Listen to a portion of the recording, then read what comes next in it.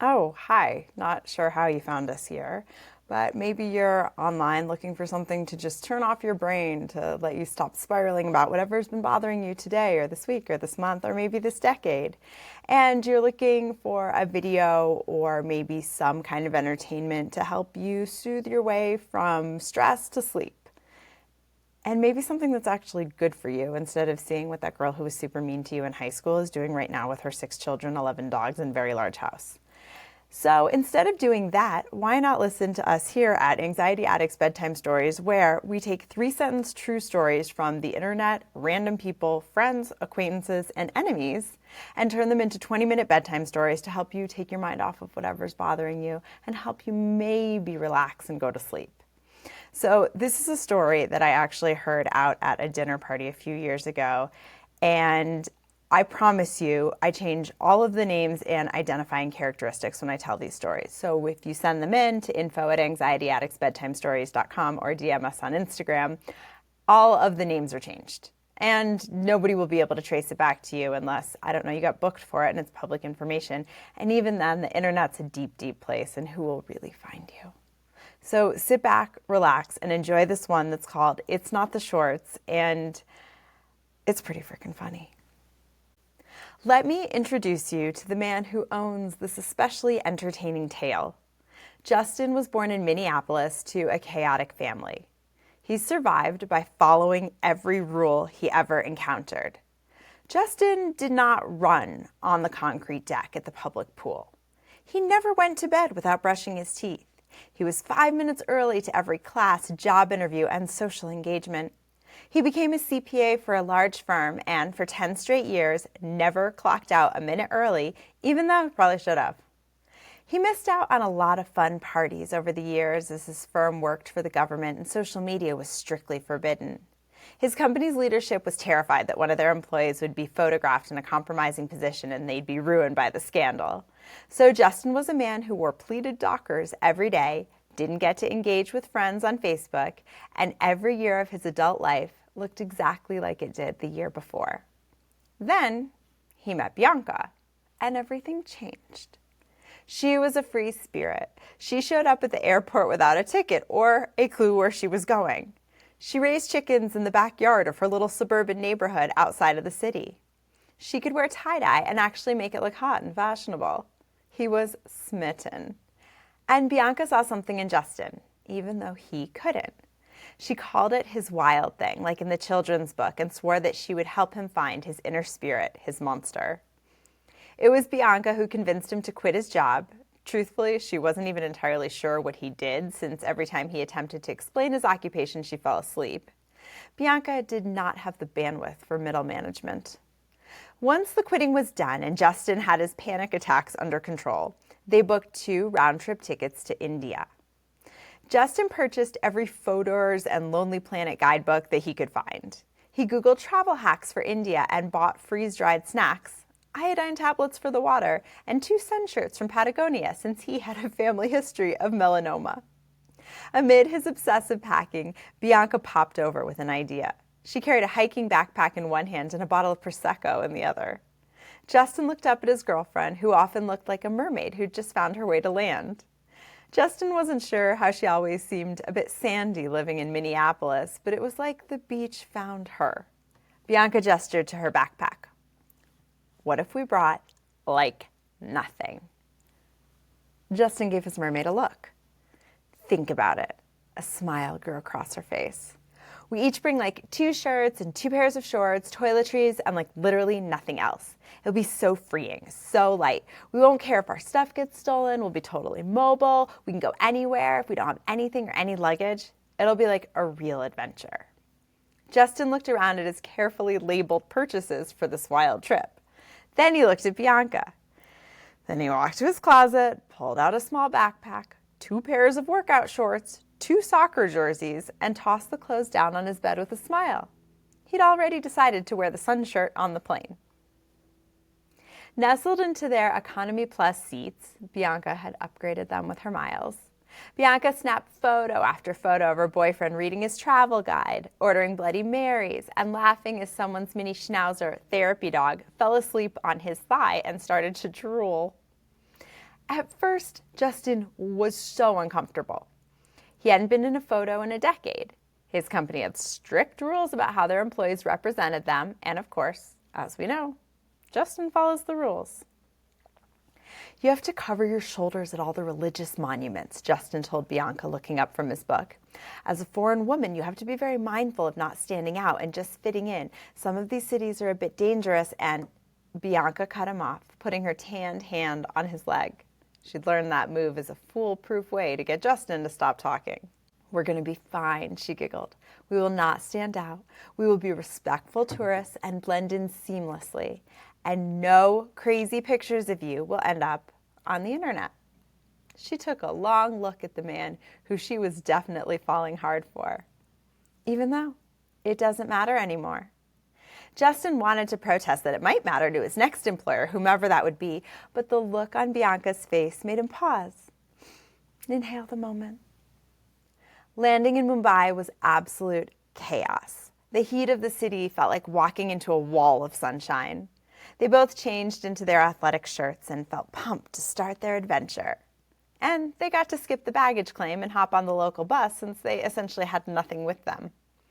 When they got to their first hotel, there was a sign that this trip might not go exactly as planned. In the check-in line at the hotel, Justin swore he noticed various locals looking at him and pointing and whispering. He was worried about his shorts. These are too casual, he whispered to his girlfriend. I should have brought my khakis. Everyone is staring at my shorts. You're being paranoid, shrugged Bianca. We'll get to our room, shower, and then drink a lot of water. I'm sure we're both really dehydrated. Side note, Bianca always thought dehydration was the cause of any person's ailment, no matter the situation. Shower and hydrate they did, and then went off to explore. They pushed through the bustling crowds at an outdoor market, took a rickshaw to a famous temple, and ate incredible street food while sitting on their backpacks in the park. Justin couldn't shake the feeling that people were smiling and pointing at him. Bianca was beginning to wonder how big a part of his personality this paranoia was, and briefly wondered if she'd read him totally wrong. Then she got her answer. Two local teenage boys holding an iPhone cautiously made their way over to the couple sitting by the park fountains. They offered two huge smiles and then, with some broken but understandable English, asked Justin a question. You are the cricket player? Ah, okay. Now the last 6 hours made a little bit more sense. Justin was in great shape, a white dude, and was, for all intents and purposes, dressed like a cricket player. And those were the only clothes he had. It was kind of the shorts. He felt sorry for disappointing these two young men. No, not me, he replied. The teenagers smiled at him as if they were in on the joke. Oh, yes, not you. Of course. We take a picture? The taller one reached out his arm to take a selfie. Justin tried to protest, but they were having none of it. He put his arm around the two guys, let them snap a photo, and then sat back down to finish his lunch with Bianca. Unfortunately, it was a crowded park, and 100 people had witnessed this transaction. And now 100 people wanted a photo with a cricket player who was not even a cricket player, and somehow Justin and Bianca could not even get the name of who it was. For the next 40 minutes, Justin felt like Beyonce. He posed with old people and young people, schoolgirls and guys in their 20s dripping in fake Gucci. Someone would take off his sunglasses and wear them themselves for the pose. At first, Bianca was grossly entertained, and then she was annoyed. Then she yelled at the dozen or so people still waiting in line that her boyfriend needed to take a break and rest before the next match. The cricket fans seemed to understand this logic and dispersed for long enough for the couple to get out of the park and continue on their list of sightseeing. Kind of. They went from one attraction to another, some fun chai cafes to colorful temples, and at each and every stop, a dozen people clamored for a selfie with Justin. What had started out as a gas for the couple was now turning into a real pain in the ass. That night, lying in bed on purple linen sheets, Bianca rolled over to Justin and suggested that they get out of the city soon, go someplace less populated, try the mountains, and actually relax a bit and be together. Justin wholeheartedly agreed, musing about how many people's social media accounts he would be making a guest appearance on. They settled into their incense-scented pillows and fell asleep to the nightlife of the city below. 3 days of city exploring later, for their trip into the mountains, Justin made sure to wear his hat, sunglasses, and Patagonia sunshirt even though it was 90 degrees at 9 a.m. They made it from rickshaw to bus to another rickshaw and a 3-mile hike before they found themselves at a mountainside bathhouse. The place took their breath away. There were gardens populated by the most colorful flowers that either one of them had ever seen. Manicured pathways meandered into the mountainside over small bridges with clear streams and natural hot springs steaming out of the rock. It was gorgeous, and as Bianca remarked to Justin, this is probably the most relaxing place we've ever been. But Justin's face wasn't relaxed. He wasn't taking in the soft sounds of the water, the fragrant air of the gardens. His forehead was pinched and his eyes heavy, like a man who hadn't slept and carried the weight of the world on his shoulders. Bianca put her hand on his chest, stopping him as they entered the spa. "Justin, come on, what's the deal with you?" Justin didn't want to ruin this incredible experience for Bianca. He truly wanted to be able to just let go and enjoy this magical time together. But as he laid in bed last night, instead of counting sheep, he counted selfies.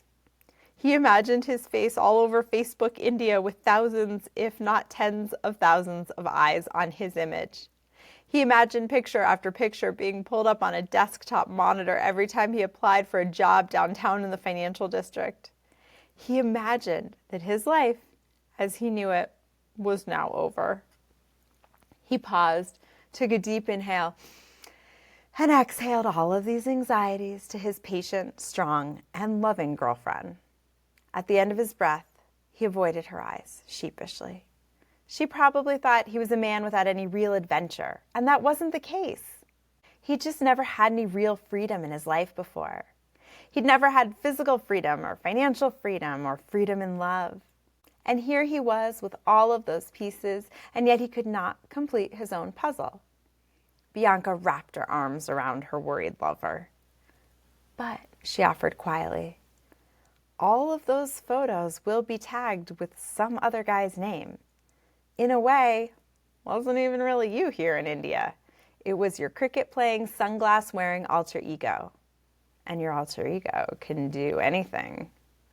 Justin looked at his girlfriend, and, as he'll tell anyone 20 years later, that's when he swore he would do whatever it took to marry her. When they checked into the spa, the manager pointed the couple in the direction of the women's spot to the right and the men's spot at the left. Bianca and Justin were confused until they separately settled into their mountainside hot springs bath and noticed that the property was fully nude. Bianca laid her head back and took a moment to completely bliss out in the pool. On the left side of the mountain, Justin tried to do the same. He was counting his breaths like his most recent self-help book had suggested when he noticed, out of the corner of his eye, a young man inching closer and closer to him. Justin continued counting. 73, 74, 70. "Mister?" Justin opened his eyes to a fit young man of no more than 20 staring right at him. "You play cricket?" Justin's immediate reaction was to say no, to take his small towel, cover his nether regions, and go find a private pool or shower or tree to hide in. But then he had a fleeting thought. I love this. What would his alter ego do? Would his alter ego hide in shame? Would he cower in the face of discomfort? And Justin decided right then and there that his alter ego was the one whom Bianca would be most likely to marry. And he was going to have to make room for him in his life. He lifted his sunglasses, unbeknownst to him looking even more like the very famous cricket player, and smiled at the man. He felt his heart beating in his chest. Why? Not because he was about to take a picture with a stranger while impersonating a celebrity. Nope. He'd done that about 100 times leading up to this moment. Because he was totally naked with the stranger? No, that wasn't it either. His heart was jackhammering because he was about to unleash a piece of himself that he had spent his entire life avoiding. Justin was going to be a man who didn't worry, who welcomed a mistake or wrong move. He was going to uncover a part of himself who actually enjoyed taking risks and making decisions when the outcome hadn't been pre-planned on an Excel spreadsheet. Justin was 29, but he was about to become a man. Using a hand with nails bitten down from his anxious worrying, he gestured for the young man to come over and smiled with the most genuine smile of his trip. He felt exhilarated and lighter and sat taller in the steaming water. Even though he was only 30 seconds into his transformation, he liked the new Justin. And that is when the young man, through some actually very good English, insisted on another photo. Now we stand up. He smiled and shook his head up and down quite rapidly as if he could force the cricket player to rise to his feet just by the force of the smiling man's chin. Justin's heartbeat increased. He felt the blood drain from his sunscreen-whitened face. He did not want to stand buck-ass naked with this stranger in the middle of a mountain pool on a cliff in India. Who was he kidding? He was meant to be in a cubicle in loafers eating a Panera sandwich for lunch. No, you aren't, a voice deep in his head growled. Those days are over. For all you know, this could be your last month, your last week, hell, your last day on this planet living this life, and you get to choose who you want to be. The voice startled Justin. He'd never heard it before. Maybe, moments earlier, he'd opened the door to this other side of him and had pushed its wild thing head through and was now going to take over his personality. Justin felt his body tense up, but then it immediately released. He was okay with this. He was going to let the wild thing take over and see what happened. So he stood up in the shallow bath, his schlong out for the world to see. The selfie was snapped. And now the man from Minneapolis, who'd never even posed for a birthday picture in an Outback steakhouse, had a full frontal nude for anyone with a computer to see. But it worked. The wild thing found the light, literally. Bianca was right. They left Minneapolis for the mountains. They lived in a cabin heated by nothing but a wood stove. Bianca started a business taking care of vacation rentals, and her work thrived immediately. Justin learned that he loved working with his hands. He began by helping Bianca take care of the odd woodworking job, and then his skill set snowballed. 2 years later, he had his own thriving construction company, and he built the pergola where he put a ring on her finger and asked her to be his wife. Now he climbs mountains, skydives, and doesn't run for fear of his life when somebody pulls out a camera. And he's Googled the cricket player. A lot. It's sort of his thing every couple of months. And Bianca sees him do it. But she has never found the picture of his own penis. And she pretends she doesn't know he's looking for it. After 20 years of marriage, it's their only secret. If you guys like this story, please like, subscribe, review, follow us on social media, and tell your friends. We're Anxiety Addicts Bedtime Stories, wishing you sweet dreams. Thanks for listening. If you still can't sleep, why not do some shopping on the small business links at anxietyaddictsbedtimestories.com and support some really cool people. And don't forget to subscribe and to send us your stories. Sweet dreams.